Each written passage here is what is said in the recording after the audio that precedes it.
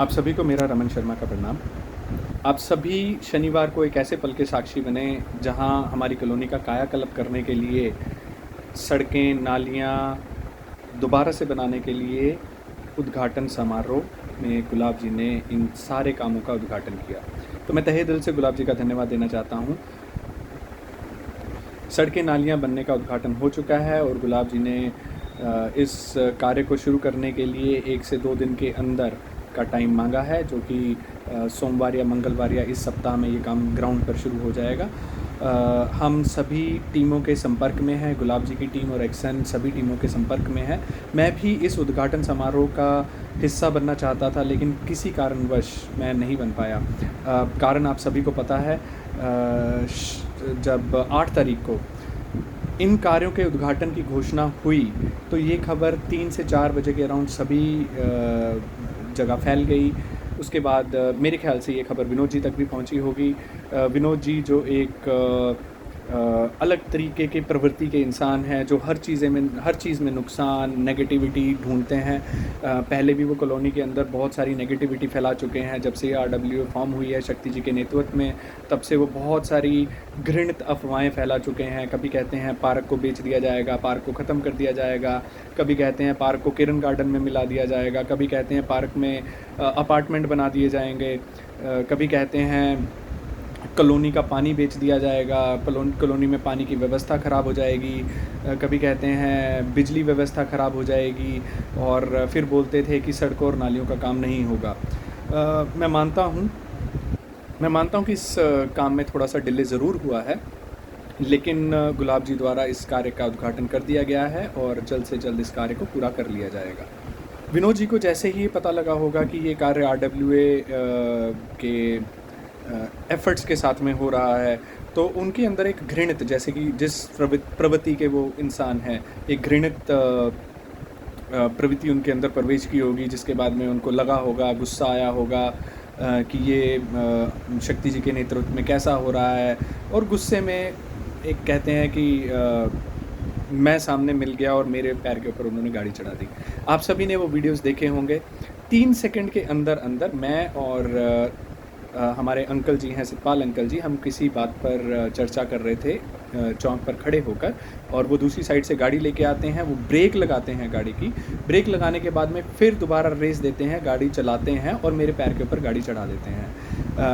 मैं गाड़ी जितने में मैं संभलता हूँ और गाड़ी रोकने के लिए मैं बोनट पर हाथ मारता हूँ, उतने में वो दोबारा गाड़ी की रेस देते हैं और एक तरीके का डरावा देते हैं कि वो दोबारा गाड़ी चला रहे हैं। मैं किसी तरीके से गाड़ी के एक साइड में आता हूँ और वो फिर दोबारा रेस देते हैं, जिसके बाद मैं शीशे के ऊपर हाथ मारता हूँ, जिसकी वजह से उनकी गाड़ी का शीशा टूट जाता है। शीशा टूटा, उसके बाद में उन्होंने ये पोर्ट्रे किया कि मैंने उनके ऊपर अटैक किया। तो आप समझ सकते हैं कि इस टाइम पर मुझे तो ये भी नहीं पता लगा कि मेरे पैर में कितनी चोट लगी है, क्या हुआ है, कैसे हुआ है।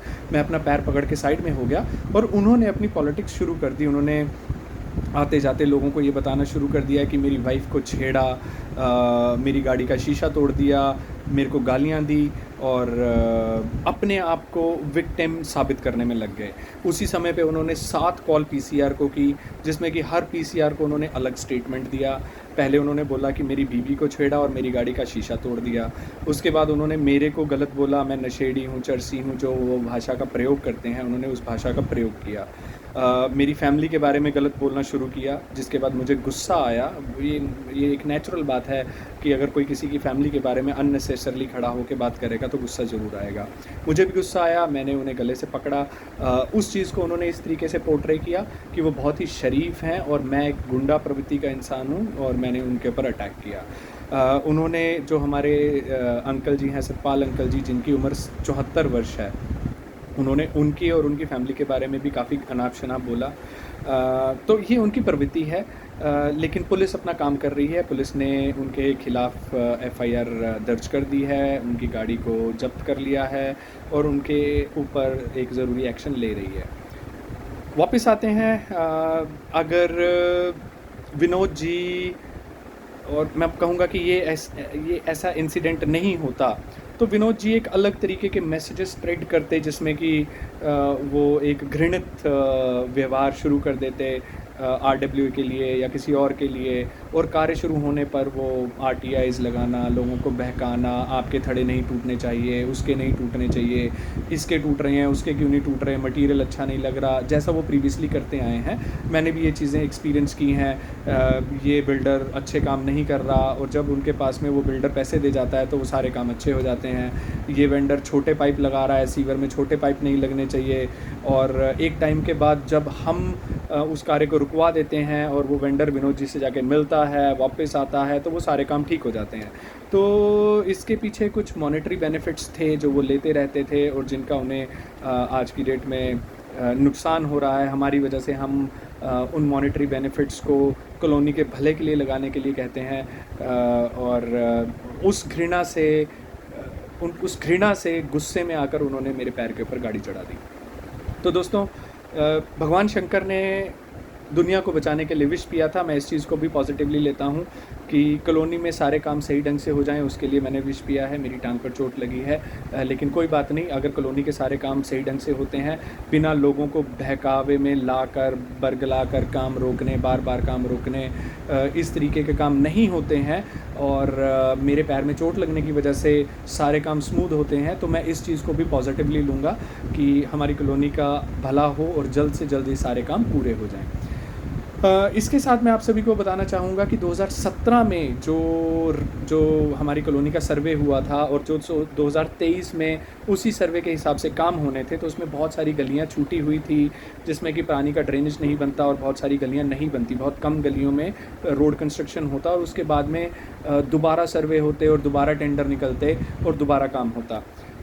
इससे मैं कहूँगा कि जिन गलियों में काम नहीं होता, उन गलियों के लोगों को एक असहजता महसूस होती, एक अलग सा फीलिंग होता कि हमारी गली में काम क्यों नहीं होता। जैसे कि मैं एक्सपीरियंस कर चुका हूँ, गली नंबर 6 के बहुत से निवासी मुझे बहुत बार बोल चुके हैं कि जो भी काम होते हैं कॉलोनी में, वो गली नंबर 6 में नहीं होते। शक्ति जी के नेतृत्व में हमने एक एफ़र्ट लिया, जिसमें कि हमने FNN टीम के साथ में मिलकर दोबारा सर्वे करवाए A to Z का मतलब है कॉलोनी के एक कॉर्नर से लेके कॉलोनी के दूसरे कॉर्नर तक हमने दोबारा सर्वे करवाए, और उस सर्वेस के अंदर नालियाँ, सड़कें, सब कुछ कवर करवाई, जिसका रिज़ल्ट ये निकला कि जो 2017 में सर्वे के अकॉर्डिंगली फ़ंड एस्टिमेट हुआ था, और जो 2022 में हमने दोबारा सर्वे करवाए, उसका जो फ़ंड एस्टिमेशन हुआ वो 3 से 4 गुना बढ़ गया। इस बढ़े हुए फ़ंड को हम दोबारा गुलाब जी के पास लेके गए, और मैं गुलाब जी का तहे दिल से धन्यवाद करता हूं कि उन्होंने हमें भरपूर सहयोग किया बढ़े हुए फ़ंड को अप्रूव करवाने में, और जहां जहां इस फ़ंड के बढ़ने का जो भी एक एक्सप्लेनेशन देना था या उसको पास करवाना था, उसमें अपनी अहम भूमिका निभाई, और इसको फ़ंड को, बढ़े हुए फ़ंड को अप्रूव करवाया। उसके लिए मैं गुलाब जी और उनकी पूरी टीम का तहे दिल से धन्यवाद देता हूँ। आप सभी से अनुरोध करूंगा कि ये जो टीम है जो ग्राउंड के ऊपर काम करेगी, जिसमें कि 2 टीमें इन्वॉल्व होंगी। पहली टीम इन्वॉल्व होगी INF इरिगेशन एंड फ्लड, और दूसरी टीम इन्वॉल्व होगी जो कि कॉन्ट्रैक्टर की टीम होगी। ये जो कॉन्ट्रैक्टर है बहुत ही लार्ज लेवल के कॉन्ट्रैक्टर हैं, और बहुत ही लार्ज लेवल के प्रोजेक्ट्स करते हैं, और इन्होंने भी हमें आश्वासन दिया है कि ये जल्द से जल्द हमारी कॉलोनी के कार्य को पूरा करेंगे।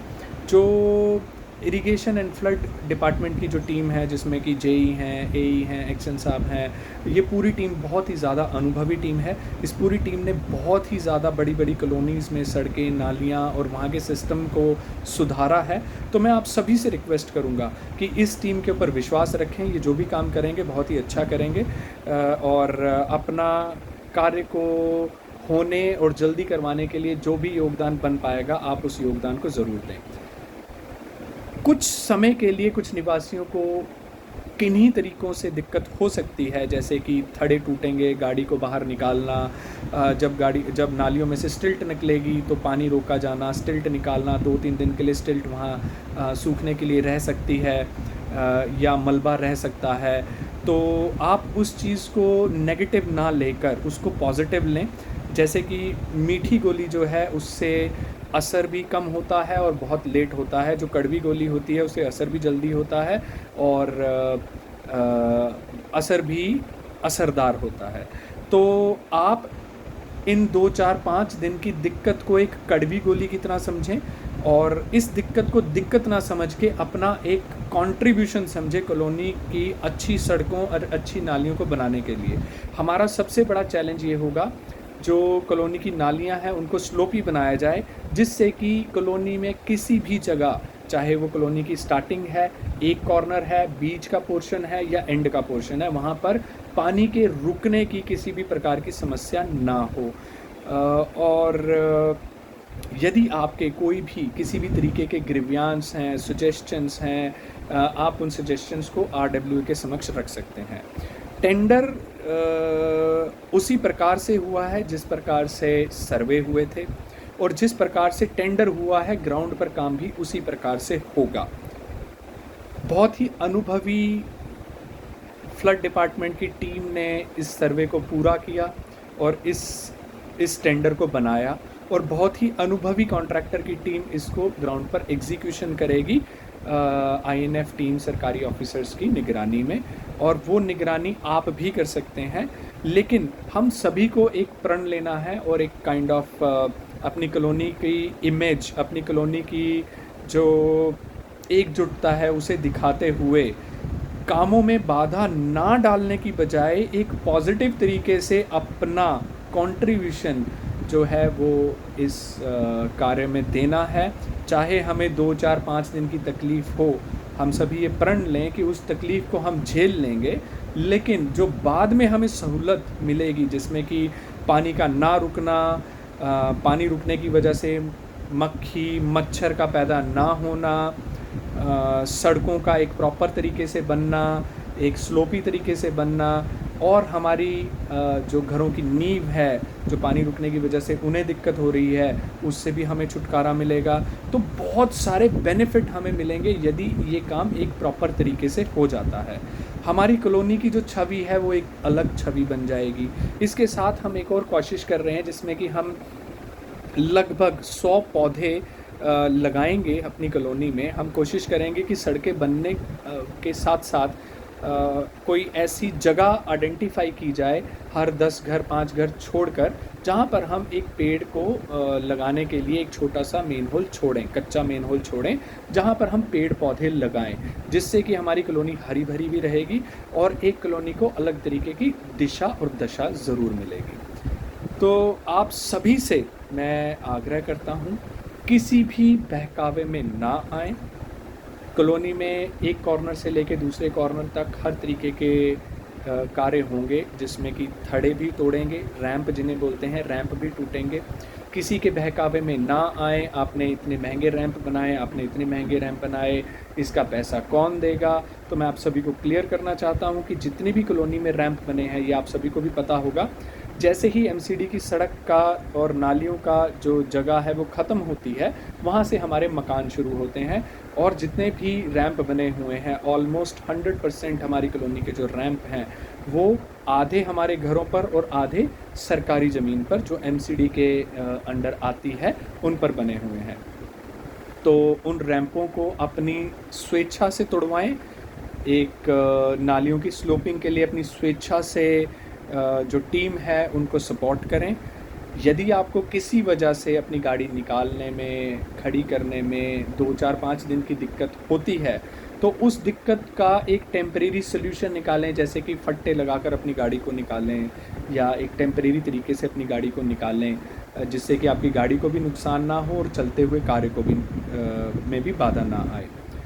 तो एक पॉजिटिव माहौल बनाएं हमारी कॉलोनी में, जिससे कि हमारी कॉलोनी की एक अलग छवि निकले कि हमारी कॉलोनी के जो लोग हैं वो बहुत ही ज़्यादा सपोर्टिव हैं और कार्य को करने के लिए बहुत ही पॉजिटिव तरीके से आगे आए हैं, और हमारी कॉलोनी का जो कार्य है वो एक सही तरीके से और एक सही दशा में आगे बढ़े और जल्द से जल्द हमारी कॉलोनी का कार्य पूरा हो पाए।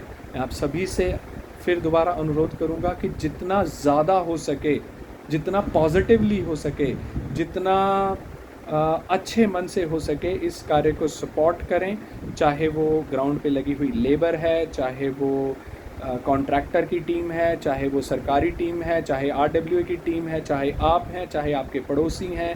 एक मिला जुला और एक पॉजिटिव व्यवहार एक मिला जुला एक पॉजिटिव इन्वायरमेंट बनाकर इस कार्य को जल्द से जल्द करने में अपना अहम रोल अदा करें। मैं आशा करता हूँ इस दिवाली पर जब हम सभी के घर हमारे रिश्तेदार आएंगे तो वो सभी यही बोलें कि क्या बढ़िया एरिया में आप लोग रहते हैं, मज़ा आ गया। तो ये जो मज़ा है, इस मज़ा को लेने के लिए हम सभी को थोड़ा सा सैक्रिफाइस करना पड़ेगा और हम RW टीम की तरफ से आप सभी को स्टेप बाय स्टेप इस प्रोसेस की जानकारी देते रहेंगे। आप सभी का या किसी का भी कोई भी सुझाव हो, आप शक्ति जी, MLA गुलाब जी की टीम या जो INF की टीम है, इरिगेशन एंड फ्लड, INF, जो इरिगेशन एंड फ्लड टीम है, उनके अधिकारियों को आप अपने सुजेशन दें, पॉजिटिव सुजेशन दें और इस कार्य को जल्द से जल्द करवाने में अपना अहम रोल अदा करें। धन्यवाद।